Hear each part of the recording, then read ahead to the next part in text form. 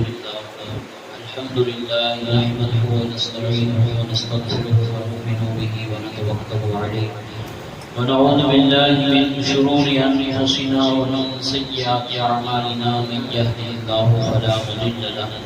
ومن يضلل فلا هادي له ونشهد أن لا إله إلا الله وحده لا شريك له ونشهد أن سيدنا محمدا صلى الله عليه وسلم عبده ورسوله أما بعد فأعوذ بالله من الشيطان الرجيم بسم الله الرحمن الرحيم قال الله تعالى في القرآن المجيد والفرقان الحميد ولنبلونكم بشيء من الخوف والجوع ونقص من الأموال والأنفس والثمرات وبشر الصابرين الذين إذا أصابتهم مصيبة قالوا إنا لله وإنا إليه راجعون صدق الله العظيم ورسوله النبي الأمين المتين الكريم ونحن على ذلك لمن الشاهدين والشاكرين والحمد لله رب العالمين. کچھ گفتگو شنید سے قبل ہم اور آپ مل کر جناب تاجدار رسالت آپ دونوں عالم کے مالک و مختار مصطفیٰ جان رحمت شمع بزم ہدایت نو شائع بزم جنت دانہ کل ختم الرسول خسرو طوبہ سیاہ دام کا وجہ حکم فقا احمد مجتبہ محمد الرسول اللہ صلی اللہ علیہ وسلم کی بارگاہ اقدس پناہ میں جوم کر درود پاک کا نذرانہ عقیدت پیش کرے اللہم صلی علی سیدنا و مولانا محمد القادر الجودی والکرم وعلیہ وبارک وسلم صلاة والسلام علیک یا رسول اللہ صلی اللہ علیہ وسلم. شمر کا خنجر گلوئے خشک پر چلتا رہا شمر کا خنجر گلوئے خشک پر چلتا رہا بزم حق روشن رہی حق کا دیا جلتا رہا. نبی رحمت شافع یوم مشہور صلی اللہ علیہ وسلم کے پیارے صحابی حضرت علی المرتضیٰ کرم اللہ وجہہ الکریم فرماتے ہیں کہ اللہ رب العزت نے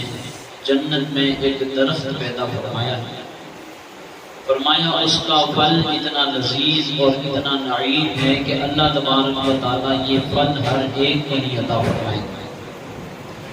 پوچھا گیا کہ یہ پھل یا علی المرتضیٰ اللہ پاک کسے عنایت فرمائے گا؟ تو کہا یہ پھل اسے عطا فرمائے گا جو کثرت کے ساتھ دنیا میں حضور علیہ السلام پر درود پاک پڑھا کرتا ہے. ایک مرتبہ حضور اور ان کی آل و اطہار پر جم کر درود پاک پڑھ لے. اللہم صلی علی سیدنا و مولانا محمد القادر الجودی والکرم وعلیہ وبارک وسلم. صلاۃ و سلام علیک یا رسول اللہ صلی اللہ تعالی علیہ وآلہ واصحابہ وبارک وسلم. نبی رحمت صلی اللہ علیہ وسلم کا ارشاد ہے کہ اے میرے صحابیوں خالی مجھ پر درود نہ پڑھا کرو بلکہ میری اہل بیت اطہار پر بھی درود پڑھا کرو. ذکر اہل بیت اطہار کا جاری و ساری ہے. امام علی مقام، امام عرش مقام، امام حسین رضی اللہ تعالی عنہ آپ کا سفر مکہ سے کربلا تک مکمل ہوا اور اب کربلا سے لے کر آپ کی شہادت مبارک تک اس سفر کو ہم نے تکمیل کرنا ہے. آسانی کے ساتھ، انداز لطافت اور نزاکت کے ساتھ، ادب و احترام کے ساتھ اس ذکر کو سنیں. نبی رحمت صلی اللہ علیہ وسلم کا یہ لاڈلا نواسا جب عرض طب میں آپ پیش کیے گئے تو امام علی مقام رضی اللہ تعالی عنہ نے دشمنوں کی طرف ایک خط بھیجا اور فرمایا کہ میں ابن سعد سے ملاقات کرنا چاہتا ہوں.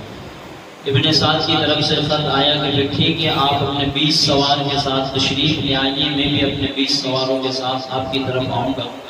رات میں یہ مکالمہ ہوا. امام علی مقام تشریف لے گئے اور ابن سعد سے بڑی آپ نے گفتگو اور باتیں کرنے کے بعد حضرت مولا حسین رضی اللہ تعالی عنہ نے کہا کہ اے ابن سعد میں تجھے 3 باتیں کہتا ہوں، 3 باتیں کی پیشکش کرتا ہوں، ان میں سے جو ہو سکے تو ایک کو منظور کر. امام مولا حسین رضی اللہ تعالی عنہ نے عرض کیا یا تو مجھے مدینہ المنورہ کی طرف واپس کر دیا جائے اور اگر یہ بات تجھے منظور نہیں ہے تو پھر مجھے کسی سرحدی علاقے کی طرف میری راہ کو کھول دیا جائے کہ میں اس طرف چلا جاؤں، اور اگر یہ بات بھی آپ کو منظور نہیں ہے تو پھر مجھے ڈائریکٹ ملک شام دمشق پہنچا دیا جائے کہ میں ڈائریکٹ یزید سے جو ہے یہ بات کر لوں گا کہ وہ کب سے میری بیعت کا حقدار ہو گیا. کہ اگر میں بیعت نہ کروں تو میرے ساتھ قتل و قتال کیا جائے، جس طرح میرے بڑے بھائی حضرت حسن مجتبی رضی اللہ تعالی عنہ نے حضرت امیر معاویہ رضی اللہ تعالی عنہ کے درمیان جو ایک جھگڑا تھا اس کی صلح طے پائی، تو اسی طرح میں چاہتا ہوں کہ میں از خود یزید کے پاس چلا جاؤں اور اس کی بات کر لوں کہ تو کب سے میری بیعت کا حقدار ہے۔ تو یہ 3 پیشکشیں ہیں میری، اس میں سے کوئی ایک پیشکش کو جو ہے وہ منظور کر لیا جائے۔ ابن سعد نے جب یہ امام حسین رضی اللہ تعالی عنہ کی گفتگو سنی تو کہنے لگا کہ حسین رضی اللہ تعالی عنہ تو امن و امان چاہتے ہیں، سکون چاہتے ہیں، وہ کسی کا بھی خون بہانا نہیں چاہتے۔ تو وہ بڑا خوش ہوا اس انداز تبسم سے، امام حسین کے اس نرم رویے سے، اور خط لکھ کر جو ہے گورنر ہاؤس بھیجا گیا اور کہا گیا کہ امام حسین امن و امان چاہتے ہیں، لہٰذا ان کی یہ 3 پیشکشیں ہیں، اس میں سے اگر کوئی منظور کر لی جائے تو ہمارے لیے بھی امن ہے اور امام حسین رضی اللہ تعالی عنہ کے لیے بھی امن ہے۔ اچھا، اس وقت جب یہ خط وہاں پہنچا اور اس نے پڑھا تو اب جو ہے اس سفر میں ایک نیا شخص بھی آ رہا ہے، ایڈ ہو رہا ہے، جس کا نام شمر دلجوشن بتایا جاتا ہے۔ فرمایا جب یہ خط اس دربار میں پڑھا جا رہا ہے بادشاہ کے سامنے تو شمر بھی اس وقت موجود تھا۔ مفتی نے جب خط کو پڑھا اور کہا کہ امام کی ان 3 پیشکشوں میں سے کسی ایک پیشکش کو قبول کر لے، یا تو امام مدینے جائے گے یا سرحدی علاقے کی طرف اپنا سفر فرمائے گے، یا ڈائریکٹ یزید کے دربار میں پیش ہو جائے گے اور اس سے ڈائریکٹ بات کر لیں گے، ہم اس میں بیچ میں پڑھنے کی ہمیں کوئی ضرورت نہیں ہے۔ تو ان 3 باتوں میں سے کسی ایک بات کو منظور کر لیا جائے تو شمر جو ہے ابن زیاد سے کہنے لگا کہ کیا حضرت آپ کو پتا ہے یہ جو ابن سعد جسے 40,000 کے لشکر کے ساتھ آپ نے کربلا معلّہ میں تعینات کیا ہے، یہ رات رات پر حضرت امام حسین سے باتیں کرتا ہے، یہ امام حسین کو بچانے کی کوششیں کر رہا ہے، یہ ان کی سفارشیں ہم تک پہنچا رہا ہے، ان کی باتیں نہ مانی جائے۔ تو اس بات سے جب اس کا دل پھرا تھا کہ امام حسین کی ان 3 پیشکشوں میں سے کسی ایک کو قبول کی جائے، اب شمر کی بات سن کر، سمر کا یہ بات سن کر، اعلان سن کر، نصیحت سن کر، گفتگو سن کر، تکلم سن کر ابن زیاد کہتا ہے کہ ہاں تو نے ٹھیک مشورہ دیا کہ ابن سعد کو ہم نے امام حسین سے بیعت لینے کے لیے بھیجا ہے، نہ کہ امام حسین کی سفارشیں پیش کرنے کے لیے بھیجا ہے۔ اب یہ گفتگو سننے کے بعد شمر کو خط دیا گیا اور کہا گیا کہ جاؤ ابن سعد کے پاس اور ابن سعد سے کہا جائے یا بیعت لی جائے یا تمام کے سروں کو کاٹ دیا جائے، تمام کو شہید کر دیا جائے۔ اگر نہ مانے سعد تو ان کے ساتھ جو لشکر ہے وہ سارا لشکر تو لے لے اور سعد کو اس بات سے معزول کر دیا جائے۔ اب شمر وہاں اپنا لشکر لے کر پہنچا، خط دکھایا، ابن سعد نے کہا کہ تم ملعون اور وہ لعنتی شخص ہے کہ یہ جنگ آسانی کے ساتھ یہاں ٹل سکتی تھی لیکن تو نے مزید اس کو آگے بڑھایا ہے۔ میں جانتا ہوں کہ کوئی دشمن ایسا نہیں ہو سکتا جو اس کام میں آگے بڑھ کر ایسے خطوط اور وفود میرے پاس لا سکتا ہے، ایسے جملے ابن زیاد سے کہہ سکتا ہے، کیونکہ مجھ سے بڑا وفادار ابن زیاد کا کوئی ہے ہی نہیں، میں سب سے بڑا ابن زیاد کا غلام ہوں، اور مجھے پتا ہے کہ ابن زیاد ایسے ویسوں کی باتوں میں کبھی پھنستا ہی نہیں۔ ضرور تو نے اس کے کان بھرے ہیں کہ ابن سعد جو ہے سفارشی بن کر امام حسین رضی اللہ تعالی عنہ کے خط تجھ تک پہنچا رہا ہے۔ یہ سارے مذاکرات ہونے کے بعد جو ہے ابن سعد کا لشکر امام حسین رضی اللہ تعالی عنہ کے خیموں کی طرف بڑھا ہے۔ وہاں مولا حسین رضی اللہ تعالی عنہ جو ہے 9 محرم ہے، سورج ڈوبنے کے کنارے پہ ہے، آپ نے عصر کی نماز پڑھی ہے اور عصر کی نماز کے بعد خیمے کی طرف تشریف لے جاتے ہوئے آپ دروازے پر آپ نے گود میں تلوار رکھی ہے، گھٹنے پر اپنا سر رکھا ہے اور آپ آرام فرما، ایک آنکھ لگ گئی، نیند آ گئی، فرمایا کہ یہاں کی آنکھ لگنی تھی کہ دلوں کی آنکھ کھل جاتی ہے۔ سرور تاجدار کون و مکا، سید لالا رخا، سید انس و جان، سید العالمین، شاف یوم مشہور صلی اللہ تعالی علیہ وسلم بنفس نفیس میرے خواب میں تشریف لے آئے اور آقا کریم صلی اللہ تعالی علیہ وسلم نے میرے دل پر، میرے سینے پر ہاتھ رکھ کر کہا، اے اللہ میرے اس حسین کو، میرے اس بیٹے کو اس میدان میں صبر اور استقلال عطا فرما، مضبوطی عطا فرما، استقامت عطا فرما۔ تو میں نے اپنے آقا و مولا صلی اللہ علیہ وسلم کے رخ روشن کی زیارت کرتے ہوئے فرمایا، اے آقا و مولا، نانا جان دیکھ رہے ہیں ان ظالموں نے ہمارے ساتھ کیسا رویہ اختیار فرمایا، ساقیے کوثر کے نواسوں پر آج پانی بند کر دیا گیا ہے، 3 دن مسلسل ہو چکے ہیں یا رسول اللہ صلی اللہ علیہ وسلم، بھوک اور پیاس کی شدت سے اہل بیت اطہار ناگہاں کمزور ہو چکے ہیں۔ حضور نبی رحمت صلی اللہ علیہ وسلم ارشاد فرماتے ہیں، حسین بس یہ آج کی رات کا امتحان ہے، حسین یہ آج کی رات کا امتحان ہے کہ کل صبح کا سورج چمکے گا اور انشاءاللہ تمہاری اور ہماری ملاقات جنت میں ہو جائے گی۔ حسین جو تم نے مسلسل یہ روزہ رکھا ہوا ہے، مسلسل جو تم یہ پیاس کاٹے جا رہے ہو، حسین جو یہ روزہ تم نے دنیا میں رکھا ہے، نہ تم اسے دنیا کے پانی سے کھولو گے، بلکہ کل جب تم ہماری بارگاہ میں پیش کیے جاؤ گے، تمہارا نانا آب کوثر پلا کر تمہیں یہ روزہ افطار کروائے گا۔ نبی رحمت صلی اللہ تعالی علیہ وسلم سارا ماجرا خواب میں آ کر امام حسین رضی اللہ تعالی عنہ سے فرمائے، فوج اشقیاء آگے بڑھ رہی ہے، دشمن خیموں کی طرف آ رہے ہیں، سیدہ زینب سلام اللہ علیہ آگے بڑھتی ہے، امام حسین رضی اللہ تعالی عنہ کو اٹھاتی ہے اور کہتی ہے کہ حضور یہ دیکھیں تلوار، تیر و تبر، گھوڑے کی ٹانپوں کی آوازیں کس طرف سے آ رہی ہے، کئی میدان کا رخ تو نہیں بدل چکا ہے۔ سیدہ زینب سلام اللہ علیہ کا یہ فرمان سن کر امام حسین پورا خواب سناتے ہیں کہ بیوی پریشان نہ ہو، دوشیزہ پریشان نہ ہو، بہن پریشان نہ ہو، کہ میں نے سید عالم صلی اللہ علیہ وسلم کی ابھی خواب میں زیارت کی ہے اور حضور علیہ السلام نے ابھی پورا واقعہ میرے سامنے بیان فرمایا ہے، اب ہم پر مصیبتیں آنی ہے، اب ہماری شہادتیں قریب آ چکی ہے، لہذا دشمن ہماری طرف آ رہے ہیں۔ سیدنا عباس رضی اللہ تعالی عنہ جو حضرت علی المرتضی کرم اللہ وجہہ الکریم کے آپ شہزادے ہیں، آپ تشریف لائے اور کہا کہ بھائی کیا ماجرا ہے کہ دشمن ہماری طرف بڑھ رہے ہیں، کیا کوئی خط آیا ہے، کوئی پیغام آیا ہے؟ تو حضرت امام حسین رضی اللہ تعالی عنہ کہتے ہیں کہ کوئی خط اور پیغام نہیں آیا، جو ہم نے خط اور پیشکش کی تھی انہوں نے اس پیشکش کو ٹھکرا دی، اور یہ ظالم یہ چاہتے ہیں کہ اب ہمارے ساتھ قتل و قتال کیا جائے، ہمارا خون بہایا جائے۔ تو حضرت مولا حسین رضی اللہ تعالی عنہ کھڑے ہوئے اور کہا کہ ٹھہرو، میں ابھی جائزہ لے کر آتا ہوں، پوچھ کر آتا ہوں۔ مولا عباس رضی اللہ تعالی عنہ فرماتے ہیں کہ حضور آپ ٹھہرے، آپ اس بات پر تکلیف نہ مسبت کریں، بلکہ میں خود جا کر ابن سعد سے پوچھ کر آتا ہوں کہ ماجرا کیا ہے۔ مولا عباس فرماتے میں اپنے گھوڑے پر سوار ہوا، 20 ساتھیوں کو ساتھ لیا، اور جب ابن سعد کے نرغے کے قریب لشکر کے پاس پہنچا تو میں نے کہا کہ کیا ماجرا ہے کہ تم ان لشکریوں کے ساتھ ہمارے خیموں کی طرف بڑھ رہے ہو؟ تو کہا کہ ابن زیاد کا حکم ہے یا تو یزید کی بیعت لے لی جائے یا امام حسین رضی اللہ تعالی عنہ کو شہید کر دیا جائے۔ بیعت خالی ایک ہی شخص کی لینی ہے اور وہ حضرت سیدنا امام حسین رضی اللہ تعالی عنہ۔ سارے اہل بیت کی ضرورت نہیں ہے، سند دنیا، شرع، سنت، قائل قرآن جس کی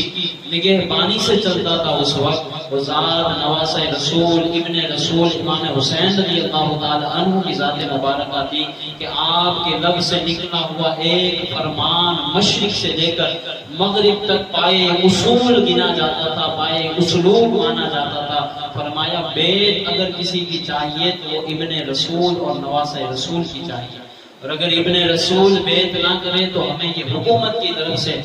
حکم دیا گیا ہے کہ ہم انہیں شہید کر دیں، ان کا سر قلم کر کے دمشق دربار یزید میں پہنچا دیا جائے۔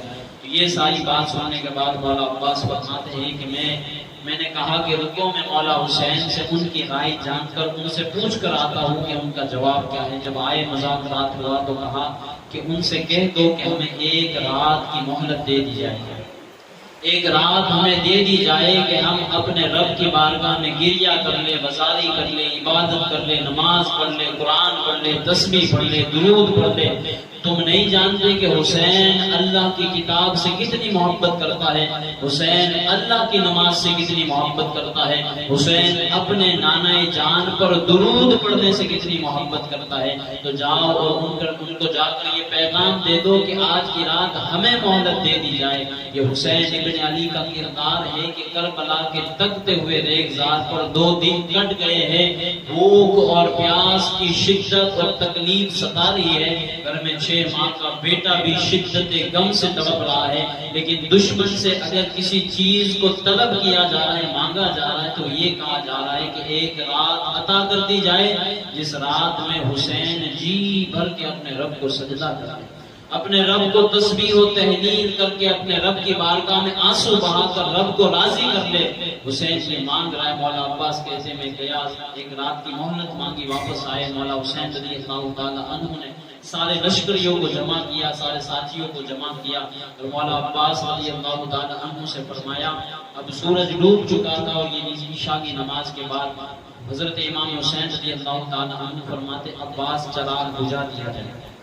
دیا بجھا دیا جائے۔ ہوتا یہ ہے کہ جب میٹنگ کرنی ہے، مذاکرہ کرنا ہے، بات چیت کرنی ہے تو لوگ لائٹ آن کر دیتے ہیں، روشنی کرتے ہیں، چراغ جلاتے ہیں، لیکن مولا حسین رضی اللہ تعالی عنہ نے جب مذاکرات کے لیے سارے لوگوں کو جمع فرمایا ہے تو مولا عباس سے کہا کہ عباس چراغ بجھا دیا جائے، اور اس کے بعد مولا حسین رضی اللہ تعالی عنہ فرماتا ہے کہ اے لوگوں، میں جانتا ہوں کہ اس وقت روئے زمین پر میرے دوستوں سے اچھے کوئی دوست نہیں ہے، میری اہل بیت سے اچھی کوئی بیت نہیں ہے، کوئی گھر والے نہیں ہے، اور میرے وفادار ساتھیوں جیسے کوئی ساتھی نہیں ہے، مجھ پر جانثار جان دینے والے غلاموں جیسے اس دنیا میں کوئی غلام نہیں ہے، میں اچھی طرح اس بات کو جانتا ہوں، لیکن اے لوگوں، اگر تم میں سے اب بھی کوئی شخص اس یہاں سے جانا چاہتا ہے تو پلٹ جائے، میں اس کو اجازت دیتا ہوں، اس پر مجھے کوئی غم، کوئی حزن، کوئی تکلیف نہیں ہے، آگے کا سفر بڑی مصیبتوں کا سامنا کرنے والا سفر ہے۔ فرمایا جو جانا چاہتا ہے میری اہل بیت میں سے ایک ایک افراد کو اپنے ساتھ لے کر کسی قریہ میں، کسی گاؤں میں، کسی بستی میں اپنا مکان بسائے۔ لوگوں نے کہا کہ حضور، وہ منحوس زندگی جس میں آپ چلے جائے اور ہم جیتے رہے، ہم اللہ سے ایسی زندگی سے پناہ چاہتے ہیں۔ کھڑے ہو کر بڑوں نے اپنے قول پیش کیے، اور مولا حسین رضی اللہ تعالیٰ عنہ نے کہا کہ اب بھی میں کہتا ہوں کہ قیامت کے دن تم سے اس بارے میں کوئی سوال نہ کیا جائے گا کہ حسین ابن علی کی مدد کیوں نہ کی۔ حسین تمہیں اس بات کی اجازت دیتا ہے کہ ابھی بھی تم جانا چاہتے ہو تو چلے جاؤ۔ مولا حسین رضی اللہ تعالیٰ عنہ نے یہ گفتگو کرنے کے بعد آپ خاموش ہوں گے۔ ذکر و اذکار میں پوری رات سارے اہل بیت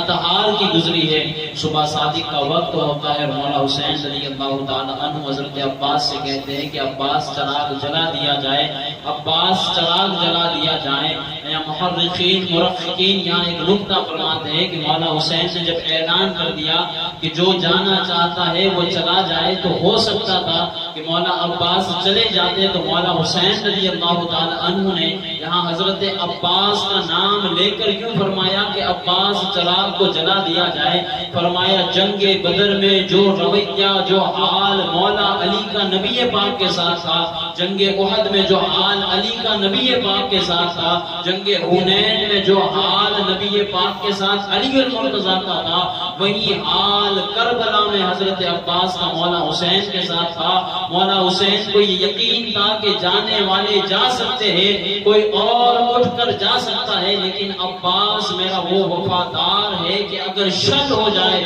ٹکڑے بھی ہو جائے، تو یہ حسین کا دامن چھوڑنے والا نہیں۔ مولا عباس کی وفاداری پر آپ کو اتنا بھروسہ، فرمایا عباس چراغ جلا دیا جائے۔ جب چراغ کو جلا لیا گیا تو دیکھا کہ کوئی شخص اس قافلے میں سے اٹھ کر نہیں گیا۔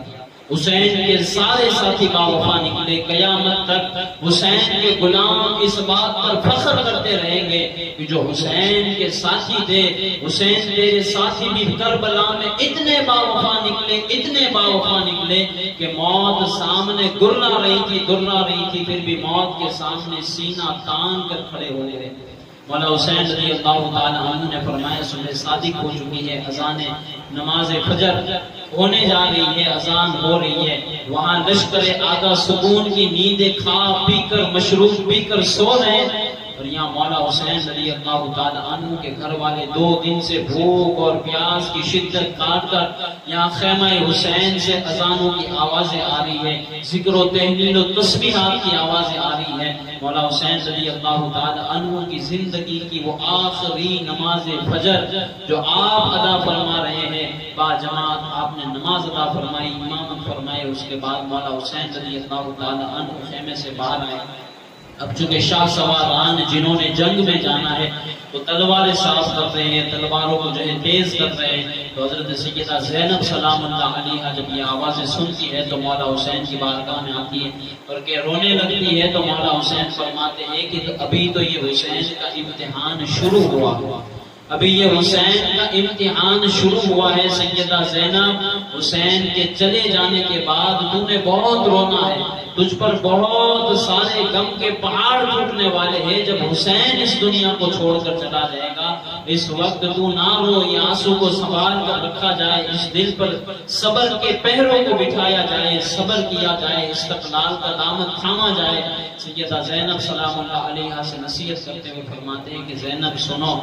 میرے اس دنیا سے جانے کے بعد نوحہ نہیں کرنا، اپنے سینوں کو نہیں پیٹنا، اپنے کپڑوں کو نہیں پھاڑنا، اپنے چہروں کو نہیں نوچنا، غم نہیں کرنا، حزن نہیں کرنا، ماتم نہیں کرنا، اور لوگوں کے سامنے تذکرہ کر کر کر نہیں رونا، بلکہ ہم آہ حسین والے نہیں ہیں، ہم واہ حسین والے ہیں۔ حسین ابن علی کی وہ ذات مبارکہ ہے کہ دین پر اگر جب بھی آنچ آئی ہے، جب بھی دین متین کو کسی کے خون کی ضرورت پڑی ہے، تو زہرا پاک کے شہزادے ہمیشہ آگے بڑھ کر اس دین کی نصرت اور کامیابی اور کامرانی کے لیے آگے بڑھے۔ فرمائے ساتھ طلوع ہو چکا یہ 10 محرم الحرام ہے اور 61 ہجری شروع ہو چکی ہے۔ مولا کائنات کے پیارے شہزادے مولا حسین رضی اللہ تعالی عنہ آپ خیمے سے باہر تشریف لے آتے ہیں اور آنے کے بعد آپ کی اونٹنی پیش کی جاتی ہے، آپ ناقہ پر سوار ہو کر ابن سعد کی لشکریوں کی طرف تشریف لے جاتے ہیں اور جانے کے بعد آپ اتمام حجت کے لیے خطبہ ارشاد فرماتے ہیں۔ اللہ تبارک و تعالیٰ کی حمد و ثنا اور نبی رحمت صلی اللہ علیہ وسلم پر درود و سلام کے بعد آپ کہتے ہیں کہ اے لوگوں جلدی نہ کرو، جلدی نہ کرو، کیا میں نبی رحمت شافع یوم النشور صلی اللہ علیہ وسلم کا وہ نواسہ نہیں جس کے بارے میں رسول کائنات صلی اللہ علیہ وسلم نے ارشاد فرمایا حسن اور حسین جنتی جوانوں کے سردار ہیں، کیا میں تمہارے نبی کا نواسہ نہیں ہوں؟ اتمام حجت کرتے ہوئے رسول کائنات صلی اللہ علیہ وسلم کا نواسہ اپنی شان کو ان کے سامنے رکھ رہا ہے، فضیلت کو ان کے سامنے رکھ رہا ہے، اور آخر میں کہتا ہے تم جس حکومت کے ماننے والے ہوئے، یہ قرآن میں تحریف کرنے والے ہیں، ان کی آیتوں کو تبدیل کر کر تمہارے سامنے پیش کرنے والے ہیں، یہ حلال چیزوں کو حرام کرنے والے ہیں، نبی پاک کی سنت کو تبدیل کرنے والے ہیں، ان ظالموں کا ساتھ نہ دیا جائے بلکہ حق اور حق کی نشر و اشاعت کے لیے میرا ساتھ دیا جائے۔ اور مولا حسین کہتے ہیں کہ لوگوں کیا تو نے ابو حسین رضی اللہ تعالیٰ عنہ نے نام لے کر فرمایا، مجھے نام یاد نہیں ہے، تو آپ نے فرمایا اے لوگوں تو نے اور تو نے کیا مجھے خط نہیں بھیجے تھے کہ ہمارا کوئی امام نہیں ہے، آپ تشریف لائیے، ہم آپ کو اپنا امام بنائیں گے، یہ صلہ دیا اپنے خطوط کا۔ فرمایا کہ ہم نے آپ کو کوئی خط نہ بھیجا۔ یزید کا خوف تسلط ان کے دلوں پر اتنا مسلط کر دیا گیا ہے کہ اللہ تبارک و تعالیٰ کا خوف ان کے دلوں میں نہیں ہے۔ امام علی مقام ناقہ پر اونٹنی پر سوار ہے، اور جب آپ نے کہا کہ اچھا تم لوگوں نے کوئی خط نہ بھیجے تھے،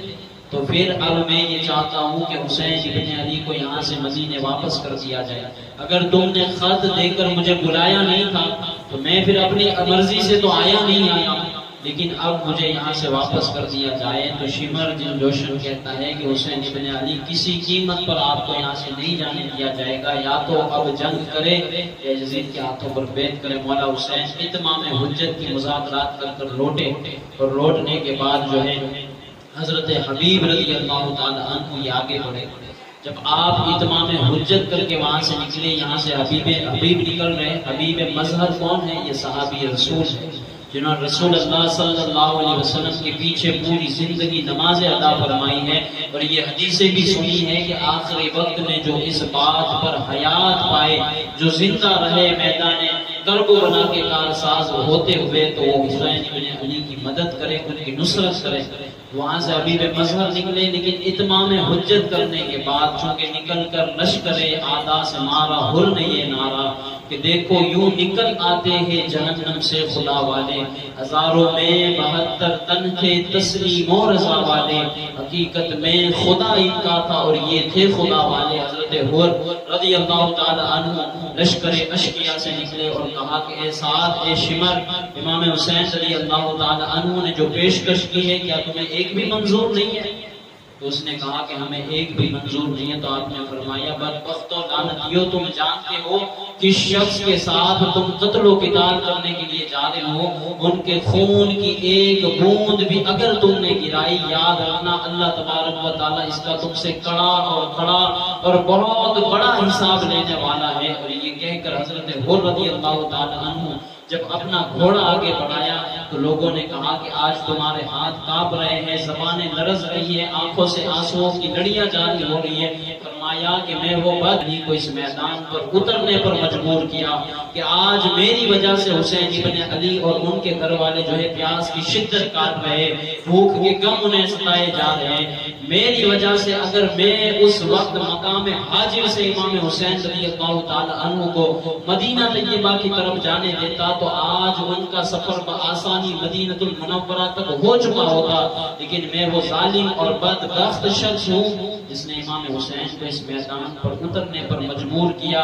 میں اس بات پر غم کھا رہا ہوں کہ کہیں اللہ اس بات کا بدلہ قیامت کے دن مجھ سے طلب فرمائے گا تو رب کی بارگاہ میں کیا جواب دوں گا؟ حضور مجھ سے اپنے اہل قرابت دار، اہل محبت، اہل مودت، اہل بیت کے بارے میں سوال کریں گے تو میں اس وقت رسول کریم کو کیا جواب دوں گا؟ اس بات سے لرزہ انگیز ہو رہا ہوں تو ایک شخص نے کہا کہ پورے کوفہ میں جب یہ کہا جاتا کہ کون ہے تمہارے کوفہ میں سب سے بڑا بہادر، سب سے بڑا شجاع، 1000 سپہ سالاروں کے لشکر میں جسے ڈال دیا جائے تو فتح اور نصرت حاصل کر کر واپس لوٹ آئے، تو ہم کہتے تھے کہ حضرت حر ہے جو 1000 آدمیوں سے تنے تنہا لڑ سکتے ہیں۔ اگر کوفہ میں سب سے بڑے بہادر کا نام پوچھا جاتا، استفسار کیا جاتا، سوال کیا جاتا تو اے حر ہم تمہارا نام پیش کرتے اور آج تمہاری ٹانگیں کاٹ گئی۔ حضرت حر رضی اللہ تعالی عنہ نے دیکھی یہ جملہ ارشاد فرمایا اور کسی نے شعر بھی صحیح لکھا ہے، فرمایا اس وقت میں اپنے ایک طرف جنت کو دیکھ رہا ہوں اور اس وقت میں اپنی دوسری طرف جہنم کو دیکھ رہا ہوں، میں اب تک تو کشمکش میں تھا کہ مجھے جانا کس طرف چاہیے، لیکن اللہ عز و جل کے عزت اور جلال کی قسم نبی رحمت کی کو جنت کا راستہ صاف صاف نظر آ رہا ہے۔ اگر حور کے 72-73 ٹکڑے بھی کر دیے جائے پھر بھی حور جنتیوں کے راستے پر چلنے کے لیے تیار ہو گیا۔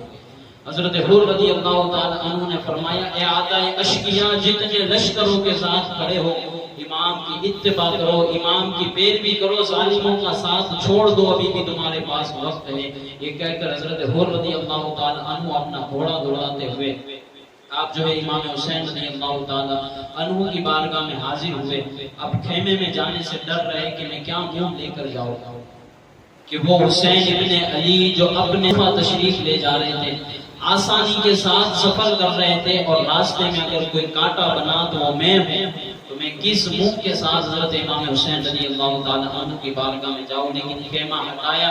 پردہ ہٹایا اور آپ اندر تشریف لے گئے اور جانے کے بعد امام حسین کے قدموں میں سر رکھ کر کہتے ہیں کہ حضور بندہ توبہ کرنے کے لیے حاضر ہوا ہے، مجھے معافی عطا کی جائے اس گستاخی پر۔ امام حسین اپنے پاس بٹھا کر کہتے ہیں حر کیا ہوا؟ کہا کہ اگر میں توبہ کروں اور اللہ تبارک و تعالیٰ کی بارگاہ میں اپنے سارے گناہوں کا اعتراف رکھ دوں تو کیا اللہ تبارک و تعالیٰ میری بخشش کر دے گا، مغفرت فرما دے گا؟ تو امام حسین رضی اللہ تعالیٰ عنہ کہتے ہیں اللہ تعالیٰ تمہاری بخشش اور مغفرت فرما دے گا۔ جب یہ سنانا دیکھیے اب میں یہاں سے ڈائریکٹ حضرت حر کی شہادت پڑھوں گا، یعنی پہلے حضرت وہب کی شہادت پھر حضرت حبیب کی ہوئی، لیکن حر رضی اللہ تعالی عنہ کا ذکر چل رہا ہے تو آپ کی شہادت بھی ساتھوں ساتھ میں پڑھ دیتا ہوں۔ یہ کہنے کے بعد حضرت حر رضی اللہ تعالی عنہ کو ایک کام سونپا گیا اور اس کے بعد حضرت حر رضی اللہ تعالی عنہ کچھ ساعتوں کے بعد آپ کی بارگاہ میں تشریف لے آئے اور کہا کہ حضور مجھے میدان کارساز کی اجازت دی جائے کہ میں میدان میں جاؤں۔ آپ اتنے بہادر اور شجاع تھے کہ آپ حقیقت میں 1000 لوگوں سے تنے تنہا لڑا کرتے تھے، اور حضرت خالد بن ولید رضی اللہ تعالی عنہ جن کے بارے میں فرمایا جاتا ہے کہ حضرت حر تو تنہا ایک سے 1000 سے لڑ سکتے ہیں، ہمارا دماغ یہاں کام نہیں کرتا کہ 1000 شخص سامنے کھڑا ہے اور حضرت حر تنہا کیسے لڑ سکتے ہیں، یہ تو بہت چھوٹی سی بات ہے۔ حضرت خالد بن ولید رضی اللہ تعالی عنہ جن کے بارے میں نبی رحمت صلی اللہ علیہ وسلم نے فرمایا سیف من سیوف اللہ تعالی، خالد اللہ تبارک و تعالی کی تلواروں میں سے ایک تلوار ہے۔ فرمایا رومیوں سے جنگ لڑی جا رہی تھی، سامنے 1,00,000 رومیوں کا لشکر کھڑا تھا، حضرت خالد بن ولید تنہا لڑ رہے تھے۔ 1,00,000 لوگوں کے ساتھ جو تنہا لڑ رہے تھے حضرت خالد بن ولید رضی اللہ تعالی عنہ کی ذات مبارکہ، تو یہاں تو بہت کم تعداد ہے جس کے ساتھ حضرت حر رضی اللہ تعالی عنہ مقابلہ کر رہے تھے۔ فرمایا شجاعت و بہادری میں کوفہ میں آپ کا کوئی دوسرا مثل نہیں تھا۔ فرمایا جب میدان کارساز کی طرف بڑھے آپ گئے فوج اشقیہ میں، اتمام حجت کرنے کے بعد دشمنوں پر ٹوٹ پڑے، اتنی گردنیں گرائی، اتنے لاشوں کے انبار لگائے۔ فرمایا آدھا میدان آپ طے کر چکے، اور جب نرجے میں پہنچے تو چاروں طرف سے تیروں تبر آپ پر برسنے لگے، اور برستے تیروں کے ساتھ آپ اپنے گھوڑے سے نیچے تشریف لے آئے، اور لانے کے بعد حضرت امام حسین رضی اللہ تعالی عنہ کے خیمے کی طرف دیکھ کر کہا کہ ادرکنی یا امام یا ابن رسول اللہ صلی اللہ علیہ وسلم، اے امام اے نواسہ رسول میری مدد کے لیے تشریف لے آئیے۔ حضرت حر رضی اللہ تعالی عنہ کی یہاں سے یہ صدا جاری ہے کہ مولا حسین رضی اللہ تعالی عنہ تیز قدموں کے ساتھ میدان کی طرف بڑھتے ہیں، حضرت حر رضی اللہ تعالی عنہ کی گردن اٹھا کر ان کا چہرہ اٹھا کر اپنی گود میں رکھتے ہیں، تو حضرت حر رضی اللہ تعالی عنہ میں ابھی جان باقی ہے، آنکھیں کھولتے ہیں اور کھولنے کے بعد نواسہ رسول کا دیدار کرتے ہیں۔ ابھی بھی وہ غم اور حزن دل سے جان نہیں رہا ہے کہ کس بات سے، کس منہ سے میں حضرت امام حسین رضی اللہ تعالی عنہ سے تکلم کروں، گفتگو کروں۔ فرمایا حضور کیا آپ اس وقت مجھ سے راضی ہیں؟ اس بات کا بدلہ تو مجھ سے نہیں لیا جائے گا نا؟ تو امام حسین رضی اللہ تعالی عنہ فرماتے ہیں اور تجھ سے حسین بھی راضی ہے، حسین کا نانا محمد بھی راضی ہے، اور محمد کا رب اللہ بھی تجھ سے راضی ہے۔ حسین جب اس دنیا سے تجھے الوداع کہہ رہا ہے، وہاں میرے نانا جان جنت کے دروازے پر تیرا استقبال کرنے کے لیے کھڑے ہیں، اور جب اس دنیا کو چھوڑ کر جائے گا تو چند عرصے کا پیاسا ہے، جا کر سیدھا نانا جان کے ہاتھوں سے حوض کوثر پیے گا، اور تجھے بڑے مقاماتوں سے نوازا جائے گا۔ تو نے اس نواسے کی مدد کی ہے کہ اس وقت مشرق سے لے کر مغرب تک روئے زمین پر ایسا فرد نہیں ہے جو حسین ابن علی سے زیادہ مرتبہ اور مقام رکھتا ہو۔ حسین ابن علی کی ذات وہ ہے، فرمایا تو نے جس کی مدد کی ہے اس کا صلہ اللہ تجھے بہت زیادہ عطا فرمانے والا ہے۔ اور یہ کہتے ہوئے حضرت حر رضی اللہ تعالی عنہ کو الوداع کہتے کندھوں پہ لاشاں مبارکہ لائے، پہلے بھی بڑے لاشیں لائے حضرت مولا حسین، اب حضرت حر کا لاشا لا کر خیمے میں رکھنے کے بعد حضرت حبیب رضی اللہ تعالی عنہ جو وہاں سے آگے بڑھ چکے تھے، تو آپ لشکر اشقیہ کی طرف جب بڑھے تو آپ نے ان کو میمنہ پر، میں نے کل کہا تھا جنگ کے کچھ اصول ہوتے، تو آپ نے میمنہ پر حضرت حبیب بن مظہر رضی اللہ تعالی عنہ کو تائید کیا، اور جو دائیں طرف ہے حضرت عبداللہ رضی اللہ تعالی عنہ کو آپ نے تائید کیا کہ دونوں طرف سے جو ہے لشکر آدھا دشمن حملہ نہ کرے۔ خیموں کے پیچھے آپ نے ایک لمبی چوڑی خندق کھودی، اس میں لکڑیاں بھری اور آگ جلائی گئی کہ خاتون جو خیمے میں بیویاں ہیں ان پر پیچھے سے کوئی حملہ نہ کرے۔ امام حسین رضی اللہ تعالی عنہ کی وہ ذات مبارکہ کے میدان کربلا میں بھی ایک تو ہوتی ہے بندہ منہ سے دلیل پیش کر رہا ہے، حجت پیش کر رہا ہے، اور یہ ہوتی ہے کہ کرامت دکھا کر پیش کرنا، کہ کمزور نہ سمجھنا۔ ابھی بھی ہم میں وہ پاور ہے کہ باب خیبر کو ایک ہاتھ سے پکڑ کے پھینک دے، تو کمزوریاں نہ سمجھنا۔ میں شیر خدا کا شیر ہوں، تو مولا حسین رضی اللہ تعالی عنہ نے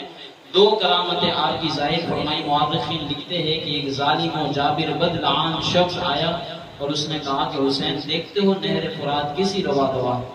کیسی جاری ہے، اور کیسا میٹھا پانی، ٹھنڈا پانی بہ رہا ہے، لیکن اس میں سے تمہیں ایک بوند بھی نہیں ملے گی۔ اور معاذ اللہ اس نے آپ پر تعان کرتے ہوئے فرمایا دوزخ کا آپ گرم پانی پیے گے۔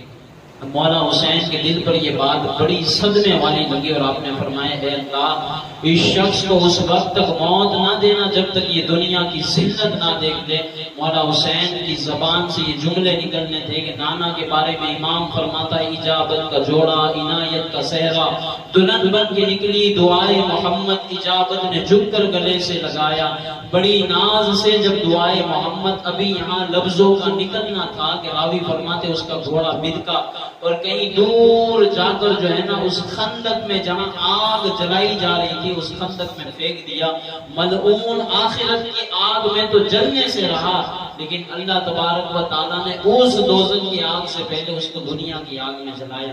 اور دکھلا دیا اس منظر کو کہ جو اہل بیت اطہار کے غدار اور گستاخ ہوتا ہے، اللہ تبارک و تعالیٰ آخرت میں تو اسے عذاب دیتا ہی دیتا ہے، دنیا میں بھی اس پر عذاب مسلط فرما دیتا ہے۔ ایک دوسرا شخص بھی تھا جس نے امام حسین کی گستاخی کی، اس کے بارے میں بھی حسین نے فرمایا کہ مالک اس کو بھی گن لے، اس کو بھی چن لے، اس کو بھی اٹھا لے، اس کو بھی پکڑ لے۔ تو امام راوی فرماتے ہیں کہ وہ شخص قضائے حاجت کے لیے گیا کسی جگہ، جس جگہ وہ بیٹھا کپڑے اتار کر تو کسی بچھو نے یا کسی اور زہریلے جانور نے اسے ڈس لیا، تڑپ تڑپ کر اس غلاظت میں لپٹتا رہا اور آگے بڑھتے ہوئے اپنے لوگوں کی طرف جب بڑھانا تو پورے میدان میں کپڑے نہیں تھے بدن پر، ننگے سر جا رہا ہے، ننگے جسم جا رہا ہے۔ فرمایا اس ذلت اور رسوائی کے ساتھ اہل بیت اطہار کے گستاخ مرے کربلا۔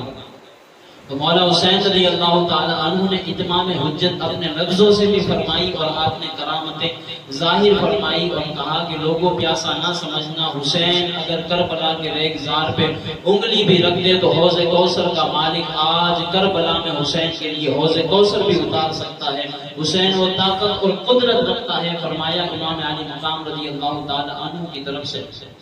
حضرت وہب رضی اللہ تعالی عنہ کو آگے بڑھایا گیا۔ حضرت وہب کون ہے؟ مولانا مفتی نعیم الدین مراد آبادی رحمۃ اللہ تعالی علیہ جو اعلیٰ حضرت کے خلیفہ ہیں، آپ فرماتے ہیں کہ حضرت وہب رضی اللہ تعالی عنہ حضرت عبداللہ قلبی رضی اللہ تعالی عنہ کے بیٹے ہیں۔ 17 دن ہوئے تھے ابھی آپ کا نکاح ہوا اور 17 دن ہوئے جب آپ گھر لوٹ رہے تھے نا تو دروازہ کھولا تو ماں کو دیکھا کہ ماں کی آنکھوں سے آنسوؤں کی لڑیاں جاری ہے، ماں رو رہی ہے، رو رو کے ماں کا برا حال ہو گیا ہے۔ تو آ کر قدموں میں بیٹھ کر کہتے ہیں کہ ماں وہب سے کوئی خطا ہو گئی، کوئی بھول ہو گئی، کوئی غلطی ہو گئی جو وہب کے لیے اتنے آنسو بہائے جا رہے ہیں؟ تو کہا کہ نہیں بیٹا تجھ سے کوئی خطا نہیں ہوئی، تو میرا چشم و چراغ ہے، دلوں کا سرور ہے، ایک ہی لوتا بیٹا ہے، شوہر کا بھی انتقال ہو چکا ہے، شادی کے بھی ابھی 17 دن گزرے ہیں۔ فرمایا کہ وہب اس وقت نواسۂ رسول، جگر گوشائے بطول، مولا مشکل کشا کے پھول کربلا کے لگتے ہوئے ریگزار پر میدان میں تپتی ریت پر پریشان کیے جا رہے ہیں، حالات یہ غم انہیں ستائے جا رہے ہیں۔ بیٹا آنسو اس لیے بہ رہے ہیں کہ میں یہ چاہتی ہوں کہ میرے بیٹے کو حضرت امام حسین کی بارگاہ میں پیش کروں، جس کو جگر کھلا کر پالا ہے، عنفوان شبابیت تک پہنچائے ہیں۔ تو بوڑھے ماں باپ کی یہ تمنا ہوتی ہے کہ جوان بیٹے بڑھاپے میں ان کو کام آئیں گے، لیکن میں اپنی ساری بڑھاپے کی امید کو حضرت حسین کے قدموں پر قربان کرنے کے لیے تیار ہوں۔ بیٹا میں چاہتی ہوں کہ حضرت امام حسین اور ان کے رفقا اور ان کے گھر والوں کی مدد کی جائے۔ حضرت وہب رضی اللہ تعالی عنہ فرماتے ہیں ماں میرے تو مقدر چمک اٹھے، مجھے تو پتہ ہی نہیں تھا کہ اللہ نے میرے حق میں شہادت کو لکھا ہوا ہے، اور حضرت حسین رضی اللہ تعالی عنہ سے جو محبت کا میرا رشتہ ہے، میرے دلوں کے اندر جو محبت کا سمندر اللہ تبارک و تعالیٰ نے لکھا ہے، قیامت تک یہ سمندر کا پانی خالی نہیں ہو سکتا۔ فرمایا کہ ماں ابھی 17 دن ہوئے ہیں، نئی شادی ہوئی ہے، تو میں چاہتا ہوں کہ جس دوشیزہ نے، جس عورت نے اپنی ساری زندگی مجھ پر وقف کر دی ہے، ذرا میں اس سے اجازت لے لوں اور میں اس بات کا اسے پروانہ دے دوں، اجازت دے دوں کہ اب وہ جہاں چاہے جائے، اپنی زندگی کو کسی اور کے ساتھ گزارنا چاہے تو میں اسے اجازت عطا فرما دوں۔ تو حضرت وہب رضی اللہ تعالی عنہ آگے بڑے دوشیزہ سے اجازت لی۔ فرماتے ہیں کہ حضرت وہب خود نہیں گئے بلکہ ماں کو بھی ساتھ لیا، بیوی کو بھی ساتھ لیا، اور اس کے بعد بہت پہلے سے آپ کربلا پہنچ چکے تھے۔ اس کے بعد جب حضرت امام حسین رضی اللہ تعالی عنہ کی بارگاہ میں حاضر ہوئے تو ماں کہنے لگی کہ حضور میرا ایک ہی چشم و چراغ، میرے شوہر کی میرے پاس یہ ایک ہی نشانی، میرے بڑھاپے کا ایک ہی سہارا، شجر جب عنفوان شباب پر پہنچا، اب یہ پھل دینے کے کنارے کنارے پہنچ گیا ہے، لیکن حضور یہ ساری مرادیں، ساری امیدیں، ساری تمنائیں، ساری آسائشیں، ساری آلائشیں میں آپ کے قدموں پر قربان کرنے کے لیے تیار ہوں، اور حضور اس بیٹے کے جانے کے بعد اس دنیا میں میرا بچتا ہی کوئی نہیں، میرا شوہر نہیں، میرا باپ نہیں، میرا بھائی نہیں، کوئی نہیں، میں تنہا اس دنیا پر رہتی ہوں، میرا ایک ہی سہارا ہے حضور، اگر یہ چلا جائے گا تو میرا کوئی نہیں، میری یہ تمنا اور آرزو ہے کہ میری جب تک باقی کی زندگی رہے، میرے شہزادے کے شہید ہو جانے کے بعد تو حضور آپ کی اہل بیت کی خدمت کرتے ہوئے یہ ساری زندگی گزرے، مجھے اپنے خدام میں شامل فرمائیے، مجھے اپنی غلام اور اپنی کنیز بنا لیجیے۔ حضور امام حسین نے ساری آپ کی فرمائشیں پیش کی، جو آپ نے کی تھی ساری قبول فرمانی، اور اس کے بعد حضرت وہب رضی اللہ تعالی عنہ کو میدان کارساز کی طرف روانہ فرمایا گیا، فرمایا بہت شجاع، بہت بہادر، جب آپ اشقیاء کی طرف بڑھے تو آپ کے لیے ایک لفظ خاص لکھا گیا، فرمایا برق ہاتف کی طرح دشمن آقا پر جس کی نظریں پڑی وہ حضرت وہب رضی اللہ تعالی عنہ، فرمایا چمکدار بجلی کی طرح جو دشمنوں پر ٹوٹ پڑے اور نرگوں کو صاف کرتے ہوئے آگے بڑھے۔ حضرت وہب نے بڑی داد شجاعت دکھائی، بڑی داد شجاعت دکھائی۔ بندہ کس قدر شجاعت سے لڑا اسے لفظوں میں تو بیان نہیں کیا جا سکتا، وہ جانے جس نے اپنی آنکھوں سے دیکھا۔ اس وقت کربلا کی ہوائیں بھی یہ کہہ رہی تھی کہ دیکھو یہ حسین ابن علی کا غلام ہے، ابھی حسین ابن علی کے غلام کے آنے سے نرگے ہٹ رہے ہیں، چٹ رہے ہیں، درے پھٹ رہے ہیں، اور دشمنوں کے سینے میں دل ان کے آنے سے پہلے پہلے کپ رہا ہے، لیکن یہ تو حسین ابن علی کا غلام ہے۔ ابھی حضرت مولا عباس بھی میدان میں اترے گے، حضرت حسین رضی اللہ تعالی عنہ بھی تشریف لے آئے گے۔ جانتے حضرت عباس علم بردار وہ ذات ہے کہ جس ذات کو خود حضرت حیدر کرار نے تلوار پکڑنا، چلانا اور دشمن کے سامنے کس رویے سے پیش ہونا ہے، یہ حضرت مولا رضی اللہ تعالی عنہ کی ساری تعلیمات ہے۔ ہوائیں کہہ رہی تھی کہ کیف و مستی کے سرور میں الٹ پلٹ ہونے والوں، تمہاری راتوں کی نیندیں حرام کر دینے والا وقت تمہارے درمیان آ گیا ہے۔ اب وہ جملہ جو ساتھ کہہ رہا تھا کہ ہم ایسے جنگ کریں گے کہ کم از کم تو گردنیں، انگلیاں، پیر، ہاتھ، جبڑے، ہونٹ، ناخن، کان سب کٹ کٹ کر میدان کی جگہ پر جگہ بکھرے ہوئے ہو گئے۔ حضرت وہب فرماتے ذرا اس بدبخت کو آگے کرو جس نے میرے امام کے سامنے للکار ڈال کر یہ کہا تھا کہ ہم تمہاری گردنیں اڑائے۔ آج آ جائے شیر خدا کا شیر، حضرت مولا علی کا غلام، علی المرتضیٰ کے کتوں کا کتا آج میدان میں کھڑا ہے۔ اشقیاء کے بڑے بڑے شیروں کو جو اپنے شکنجے میں اٹھا کر نکل جائے گا، آج حضرت وہب رضی اللہ تعالی عنہ داد شجاعت دکھاتے ہوئے مارے ہر برق ہاتف کی طرح بجلی بن کر جب دشمنوں کے نرگے میں پڑے تو چاروں طرف دیکھا، تیر و تبر تلوار بھالے لے کر دشمن آگے بڑھ رہے، لیکن تلوار اگر کسی کی میدان میں چل رہی تو حضرت وہب رضی اللہ تعالی عنہ کی چل رہی۔ دشمن بڑے جوش اور خروش کے ساتھ آگے بڑھتا ہے، لیکن اگر اس شخص کا دھڑ سے تن سے اگر کوئی دھڑ جدا کر رہا ہے تو حضرت وہب رضی اللہ تعالی عنہ کی ذات مبارک ہے، فرمایا بڑی داد شجاعت سے آپ لڑے، بڑی داد شجاعت سے لڑے، اور آخر یہ ہوا کہ آپ نے اچانک اپنے گھوڑے کی زین کو موڑا اور حسین رضی اللہ تعالی عنہ کی خیمے کی طرف بڑھے، اور خیمے میں آ کر اپنی ماں کے پاس گئے اور کہا کہ مادر ذات اس وقت اس وہب سے کیا تو راضی ہے؟ رسول کریم صلی اللہ علیہ وسلم کا ارشاد مبارک کہ جس سے اس کے ماں باپ راضی ہے اس سے اللہ کا رسول راضی ہے، اور جس سے اللہ کا رسول راضی ہے اس سے اللہ تبارک و تعالیٰ بھی راضی ہے۔ فرمایا اے مادر جان کیا تو وہب سے راضی ہے؟ فرمایا بیٹا اس وقت بھی راضی تھا، اس وقت بھی راضی تھی جب تو لحد میں تھا، اس وقت بھی راضی تھی جب تو عنفوان شباب پر تھا، اس وقت بھی راضی تھی جب اس سفر کو ہم آئے، اور آج اس وقت بھی راضی ہوں کہ جب تو دشمنوں سے لڑ رہا ہے، اور اے میرے بیٹے میں اس وقت بھی راضی ہوں جب مجھے حسین پر فدا ہو جاؤں گا۔ میں تم سے راضی ہوں، جانے کی اجازت ہے، جاؤ اور دشمنوں کو دکھا دو کہ شیر خدا مولا علی مشکل کشا کے بیٹے حضرت حسین رضی اللہ تعالی عنہ کے غلام کس طرح ان پر جان نچھاور کرنے کے لیے تیار ہے۔ فرمایا یہ بابر رضی اللہ تعالی عنہ کی آخری ملاقات اپنی ماں کے ساتھ جب آپ اترے ہیں میدان کارساز میں، جب گئے ہیں تو ابن سعد یہ کہہ رہا تھا کہ یہ وہ غلام ہے حسین کا کہ اگر یہ شام تک لڑتا رہا نا تو اللہ کی قسم ہمارا سارا لشکر یہ کھا جائے گا۔ یہ اتنی دادیں شجاعت کے ساتھ لڑ رہا ہے، اس پر ایسے وار نہ کیے جائے، اس پر جنگ کے اسلوب کے ساتھ اصول کے ساتھ جنگ نہ کرو، بلکہ سارے لوگ اپنی کمانوں پہ تیر چڑھاؤ اور اس پر تیروں کی برسات کر دو۔ فرمایا حضرت وہب گھوڑے پر ہے اور تیروں کی برسات ہو رہی ہے، جسم چھلی ہو گیا، چھد گیا، آگے سے پیچھے تک تیر ہی تیر نظر آ رہے۔ فرمایا گھوڑے سے نیچے تشریف لائے اور خیمے کی طرف دیکھ کر کہا ادرک لی ابن رسول، اے امام میری مدد فرمائیے۔ اتنے میں دشمن نے جو ہے آپ کا سر جدا فرما دیا، آپ جنت کی طرف پرواز کر گئے، شہید کر گئے اس کارساز میں، اور اس کے بعد آپ کا سر مبارک اٹھایا اور اٹھانے کے بعد اتنی زور سے اچھال کر اس میں نیزہ مارا گیا کہ یہ سر جو ہے نیزہ لے کر حضرت حسین کے خیمے کے باہر گرا۔ جب سر گرا، کمال با ہمت بہادر اور شجاع باہر آئی اور اس نے اپنے بیٹے کا سر اٹھایا، دھول مٹی صاف کی اور کہا کہ تیری ماں تجھ سے راضی، ابن رسول بھی راضی، رسول بھی راضی، اللہ تبارک و تعالیٰ بھی تجھ سے راضی۔ اور یہ جملہ فرمانے کے بعد حضرت حبیب رضی اللہ تعالیٰ عنہ چونکہ بڑھ چکے تھے اشقیاء کی طرف، اب یہ نماز ظہر کا اول وقت ہو چکا تھا۔ دیکھیں نماز ظہر کے بہت سارے وقت ہوتے ہیں، شروع ہوتا ہے سورج ڈھلنے کے بعد اور ظہر کا وقت رہتا ہے، کسی بھی چیز کا سایہ ڈبل ہو جاتا ہے۔ اب اگر زمین پہ ایسے لکڑی رکھیں گے تو اس کا سایہ ڈبل ہو جائے گا، جب تک سایہ ڈبل نہیں ہو جاتا تب تک ظہر کا وقت رہتا ہے، اس کے بعد عصر کا شروع ہو جاتا ہے، تو 3-4 گھنٹے ظہر کا جو وقت رہتا ہے۔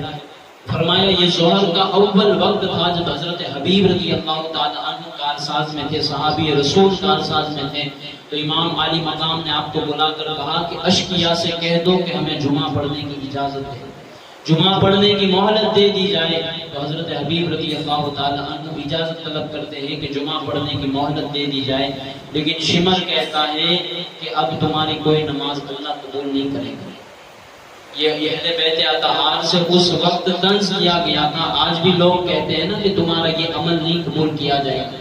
تو اس وقت بھی کلمہ پڑھنے والے ہی تھے جو کلمہ پڑھنے والوں کو یہ طنز کہہ رہے تھے۔ حضرت حبیب نے جب یہ جملہ سنانا تو کہا کہ بدبخت، اگر آل رسول کی نہ قبول کی جائے تو پھر کون ہے اس دھرتی پر جس کی اللہ نماز قبول فرمائے گا۔ اور یہ کہتے ہوئے جب اجازت نہ ملی تو حضرت حبیب رضی اللہ تعالی عنہ چونکہ صحابی رسول ہیں، جانتے ہیں صحابی رسول کے بارے میں حضور نے فرمایا اصحابی النجوم، میرے صحابہ ستاروں کے مانند ہے، جس راہ پا جاؤ گے، منزلیں پا جاؤ گے، کامیاب و کامران ہو جاؤ گے۔ اس صحابی رسول کے لیے حضرت حسین کے دل میں کتنی محبت ہوگی، کتنی مسرت اور الفت ہوگی۔ فرمایا حبیب رضی اللہ تعالی عنہ جب بڑے آپ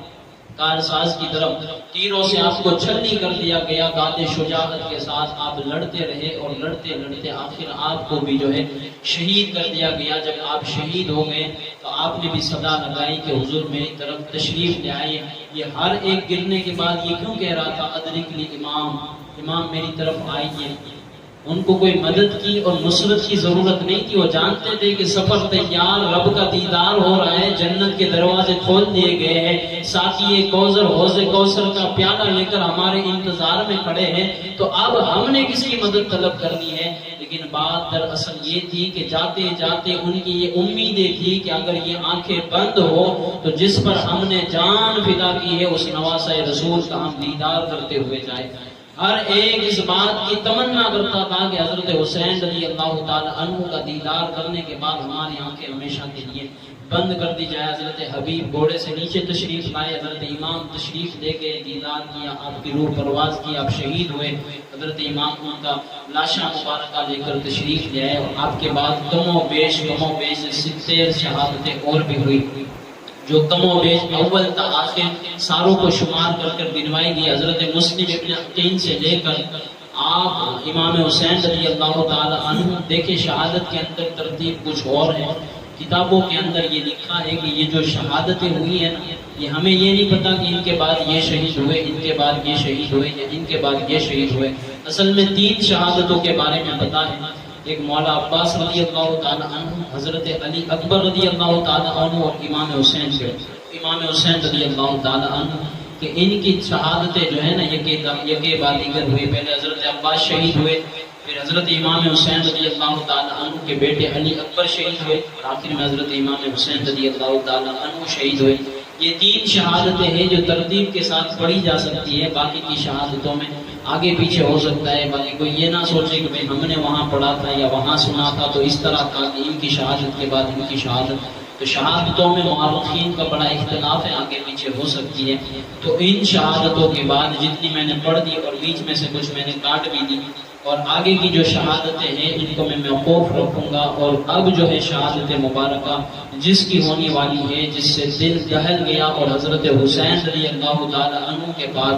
جو شہزادہ اجازت لینے کے لیے گیا تھا نا، تو یہ وہ شہزادہ تھا جس کو دیکھ کر امام حسین خوش ہوا کرتے تھے۔ اور آج جب وہ جنگ کی اجازت لینے کے لیے حضرت حسین رضی اللہ تعالی عنہ کی بارگاہ میں پہنچے ہیں، مورخ فرماتا ہے کہ 3 مقام ایسے ہیں جہاں حضرت حسین رضی اللہ تعالی عنہ غش کھا کر آپ کو ہوش نہ رہا، آپ زمین پہ تشریف لے گئے۔ انہی میں سے ایک مقام تھا حضرت قاسم رضی اللہ تعالی عنہ، جو حضرت امام حسین پتا ہے فرماتے تھے حضرت حسن رضی اللہ تعالی عنہ کے بارے میں کہ جس نے حضور کو دیکھنا ہے، سیم اگر کس نے حضور کی شبیہ کو دیکھنا ہے نا، تو حضرت امام حسن کی زیارت کریں۔